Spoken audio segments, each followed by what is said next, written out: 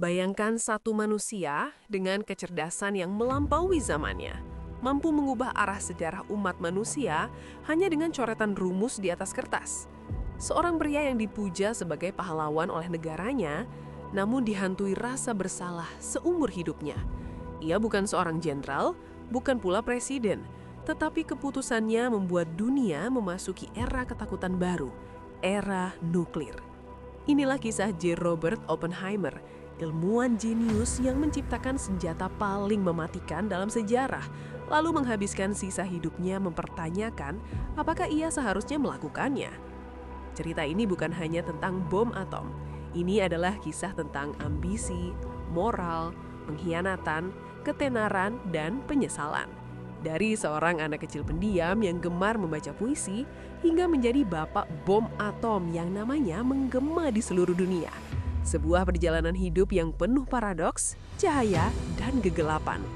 Mari kita mulai kisah panjang ini dari awal kehidupan seorang anak bernama Julius Robert Oppenheimer. Julius Robert Oppenheimer lahir pada tanggal 22 April 1904 di New York City, Amerika Serikat. Ia lahir dari keluarga Yahudi sekuler yang cukup berada. Ayahnya, Julius S. Oppenheimer, adalah seorang imigran asal Jerman yang sukses sebagai pedagang tekstil. Ibunya, Ella Friedman, adalah seorang seniman dan pelukis yang memiliki jiwa estetik tinggi. Lingkungan keluarganya sangat menjunjung tinggi pendidikan, seni, dan pemikiran kritis. Sejak kecil, Robert, begitu ia biasa dipanggil, menunjukkan tanda-tanda kecerdasan yang luar biasa. Ia bukan anak yang gemar bermain kasar atau berlarian di luar rumah. Sebaliknya, ia lebih suka menyendiri, membaca buku, dan mengoleksi batu mineral. Di usia yang sangat muda, ia sudah tertarik pada kimia, fisika, dan sastra. Perpaduan antara sains dan seni inilah yang kelak akan membentuk kepribadiannya yang kompleks. Namun masa kecil Oppenheimer tidak sepenuhnya bahagia. Ia dikenal sebagai anak yang sensitif, mudah cemas, dan sering merasa terasing dari teman-temannya. Ia kerap merasa berbeda, seolah pikirannya berjalan lebih cepat dari anak-anak seusianya. Perasaan ini menumbuhkan sisi introvert dan reflektif yang akan terus menemaninya sepanjang hidup. Pendidikan awalnya ditempuh di Ethical Culture School, sebuah sekolah progresif di New York yang menekankan nilai moral, etika, dan tanggung jawab sosial. Disinilah benih dilema moral Oppenheimer mulai tumbuh. Sebuah benih yang kelak akan berbenturan hebat dengan realitas perang dan politik dunia. Memasuki usia remaja, kecerdasan Oppenheimer semakin menonjol. Ia mampu menguasai berbagai bidang ilmu dengan cepat, mulai dari fisika, kimia, matematika, hingga bahasa asing. Ia bahkan menulis puisi dan mengagumi karya sastra klasik, termasuk karya-karya dalam bahasa Sanskerta. Hal ini menunjukkan betapa luas dan dalam minat intelektualnya. Namun, kecerdasan ini datang dengan harga. Oppenheimer sering mengalami tekanan mental dan emosional. Ia merasa kesulitan menjalin hubungan sosial yang hangat.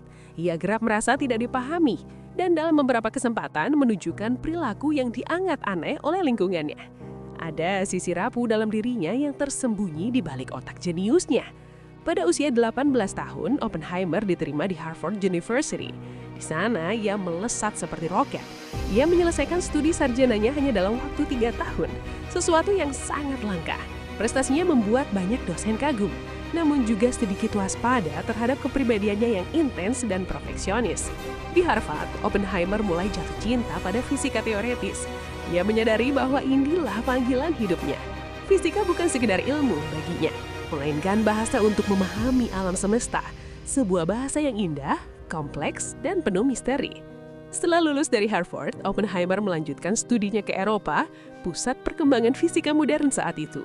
Ia belajar di University of Cambridge di bawah bimbingan ilmuwan terkenal. Namun, masa ini menjadi salah satu periode tergelap dalam hidupnya. Tekanan akademik yang luar biasa ditambah dengan rasa rendah diri dan kecemasan sosial membuat kondisi mental Oppenheimer memburuk. Ia mengalami depresi berat dan sempat menunjukkan perilaku yang sangat mengkhawatirkan. Dalam satu insiden terkenal, ia hampir saja mencelakai dosennya sendiri. Sebuah peristiwa yang kemudian ditutup rapat demi menjaga reputasinya. Meski demikian, kecemerlangan intelektualnya tidak terbantahkan. Ia kemudian pindah ke University of Göttingen di Jerman, di mana ia meraih gelar doktor di usia 27 tahun. Di sana, ia ada interaksi dengan para raksasa fisika dunia, dan ikut berkontribusi dalam lahirnya mekanika kuantum. Pengalaman di Eropa membentuk Oppenheimer menjadi ilmuwan kelas dunia, namun juga meninggalkan luka batin yang dalam. Ia kembali ke Amerika bukan hanya sebagai fisikawan jenius, namun juga sebagai manusia yang membawa beban psikologis berat.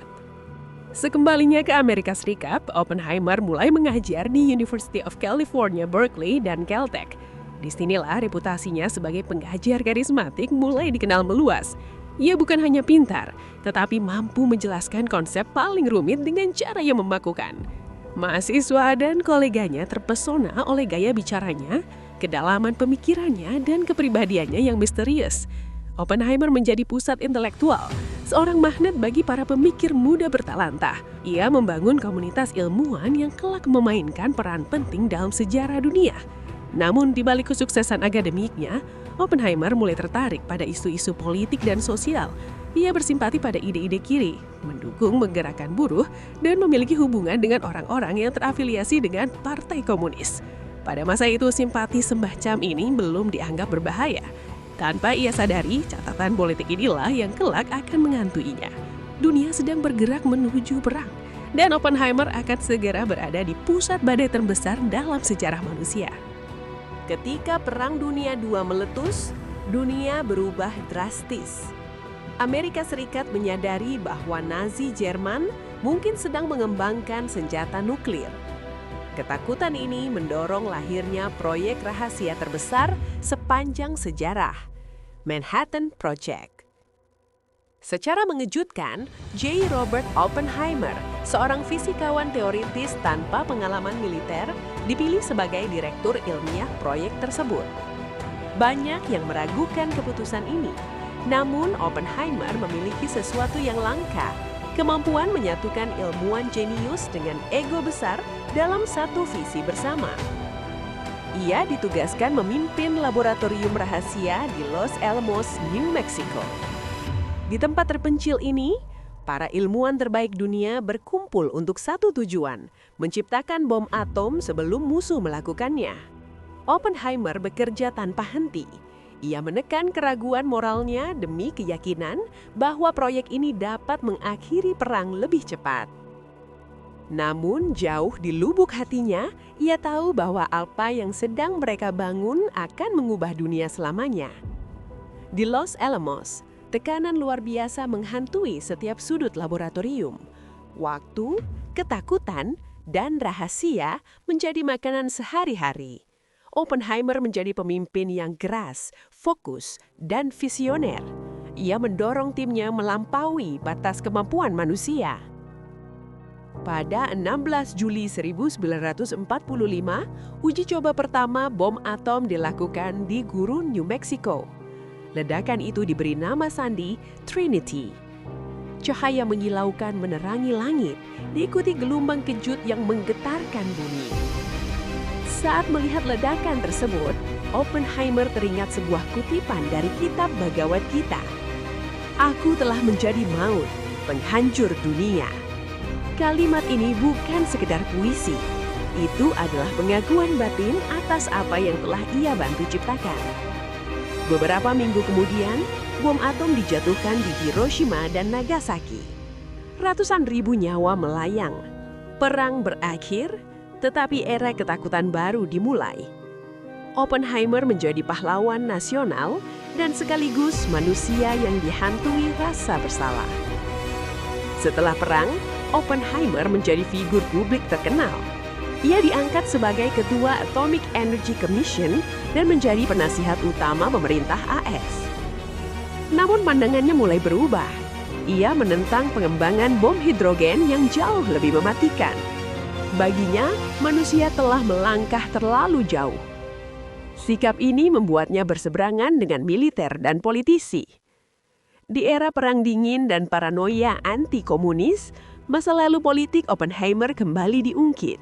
Ia dituduh sebagai ancaman keamanan nasional. Dalam sebuah sidang yang kontroversial, hak akses keamanannya dicabut. Reputasinya hancur. Sang pahlawan dijatuhkan oleh negaranya sendiri. Oppenheimer menghabiskan sisa hidupnya sebagai akademisi, jauh dari pusat kekuasaan. Ia lebih banyak merenung, menulis, dan berbicara tentang tanggung jawab moral ilmuwan.